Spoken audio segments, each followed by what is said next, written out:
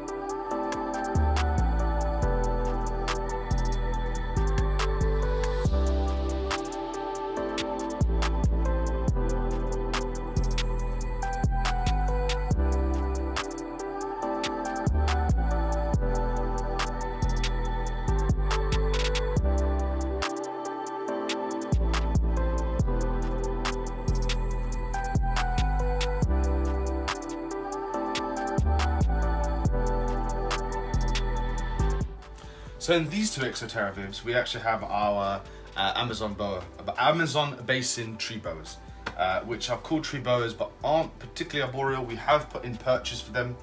They've always had perches in there. We've actually tried arboreal vivs, and we've caught them every now and again sitting up higher, but only very temporarily, not perching. They're not really tree pythons. They're far more terrestrial than they are arboreal, despite their name. And they have these Exoterra vivs, which are actually the 1.5 foot square base, and they're 1 foot high. So similar to what the carpet python is in next door, just slightly shorter than the carpet python viv. They're doing really well in there. Again, these two are scheduled for upgrades. Not that they've really outgrown the vivs they're in now, but we want to do something nicer. We want to do something, you know, expanding foam, etc. Potentially again live plants with them, although they are heavy-bodied or heavier-bodied, so we'll be far more selective in what we do if we do go for live plants with them. And we just wanted to make them a little bit of a feature because they have just been here. They don't actually have any LED lighting, simply because Amazon tree boas are far more keyed in on motion as opposed to heat with other python species and other boa species. And because they're so fixated on motion, we try to keep them darker, and sometimes we actually cover them because the female in particular can get quite aggressive every now and again, and we're really concerned that she might hurt herself striking at the glass, and so we cover her, and we're thinking about putting her in, or putting them both in different vivariums, bigger so they have more spaces to explore and to hide, but also away from a high traffic area.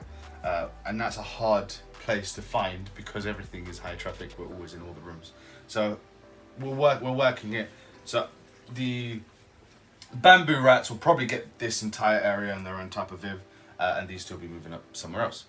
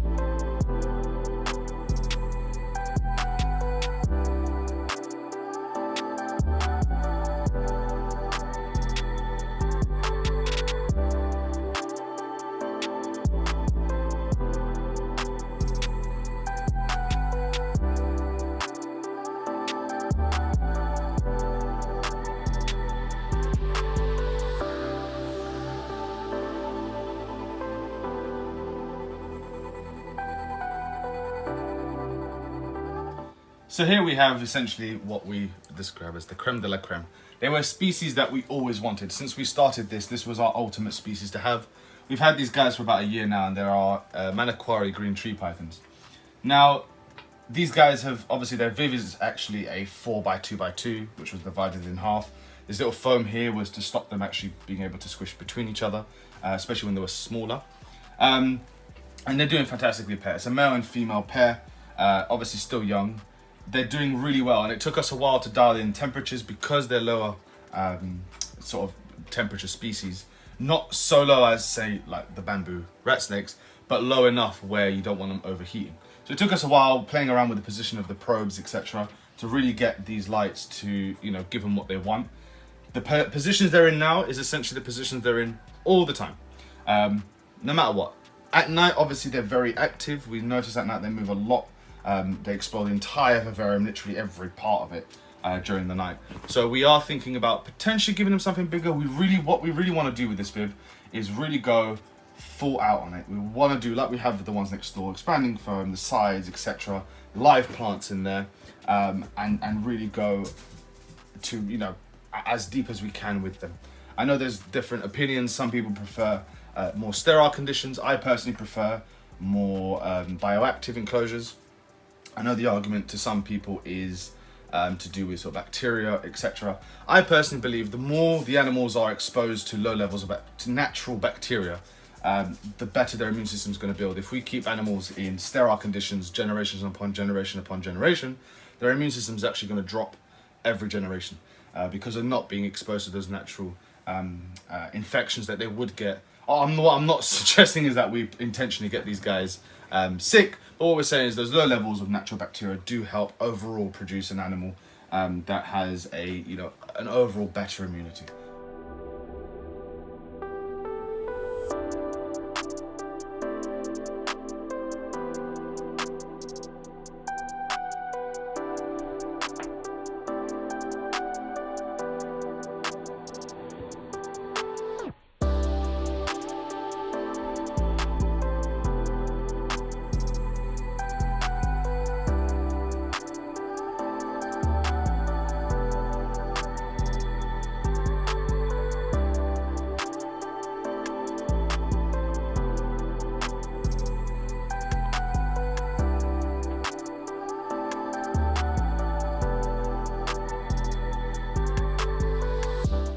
So here we have Kelly, our chameleon, who's actually currently in shed and wanting to come out. His viv is done up, actually, which was nice. We made this viv when we first got him. When we first moved into this home, I had my chameleon Calypso, who I'd had for a number of years and passed away. He actually had the vivarium downstairs, and Kelly's nails are getting sharp. So when he passed away, after a short while, we decided to get a new chameleon. And do things slightly differently in terms of feeding, things that I learned over the years whilst I had my other chameleon. And he's doing absolutely amazingly well. Obviously he's got his UV and his lights and his automatic misting system is fully done up. A few bits and wear and tear here and there where obviously he's been digging at the foam, but that's to be expected. I mean, this viv is about a year now. It's in the J, roughly, since we got him, roughly about a year or so. So evidently, you know, you're going to get little bits of wear and tear, but that's easy enough to fix. And what we are planning to do in this renovation coming soon is anything like that, you know, we'll move him out for a day or two, we'll top up all the little areas that need topping up, re-put everything back in, and then house him again. But he's doing fantastic. We love having him here. Really love chameleons. We are hoping to get a lot more varieties of chameleons, not numbers. We just want a variety. Panther's obviously a popular choice for a lot of people, but we're really fascinated about the Jacksons. And we'll be looking for a really nice, credible source of Jacksons, you know, a really good source of Jacksons, to hopefully get in potentially a trio or something like that to work with. But we find them absolutely fascinating. But we want to get the right animals. We don't want to just pick up animals for the sake of it. So we're being patient with that one. But that's Kelly, the veiled chameleon, doing great. Yeah.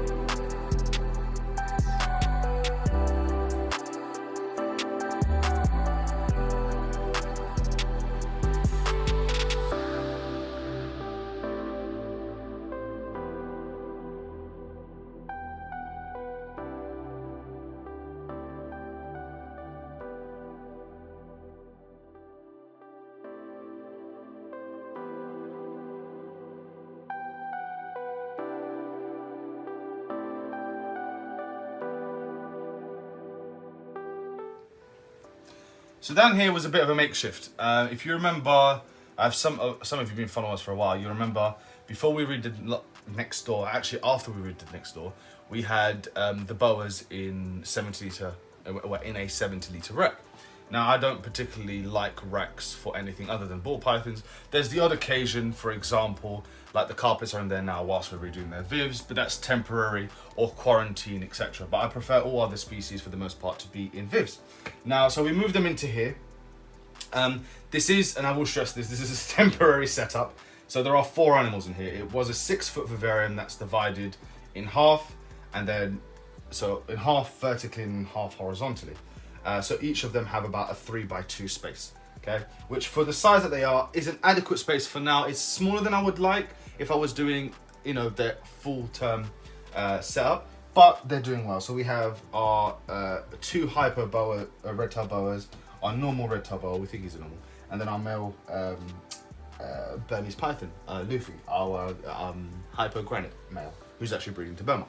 Now the idea of this is this entire section is going to get removed. We don't know whether we're still going to use this viv for something. We may, in fact, just completely get rid of this viv altogether and do something else. And the idea for the boas, anyway, Luffy may actually take this whole viv for himself because he is he's going to be a large boy. So we may keep this whole 6-foot, do it up, and do it for the male Burm. But the boas in particular, we're trying to find a place where we can do 5-foot vivs. Ideally 5x2, maybe 5x3-foot vivs. We do a stack of 3 of those for our 3 boas because we don't want to get rid of them. Love them to pieces. We've had them all since hatchlings, so we really have no intention of getting rid of them. We are thinking about breeding this season with them, so we may produce some boa babies, but these guys, we're looking to get some 5x3s hopefully in the next couple of months whilst we're doing this renovation to really get them all situated in a more permanent situation. But for now, they're doing great here. You'll notice that the bottom ones don't have lights. That's because the bottom ones are powered by heat mats. The top ones are powered by heat bulbs. That's just because of the extra plinth space in these top ones allows for the bulb. We didn't want the bulb in there because it'd be too close to them. So we have a different heating option down there. And that's another reason why we're looking in the next couple of months to really change these guys around. But as I said, where they are now, they're doing fantastically well. It's a perfectly suitable habitat for where they are. We would just prefer bigger for them. And we're pushing for that strongly over the next few months.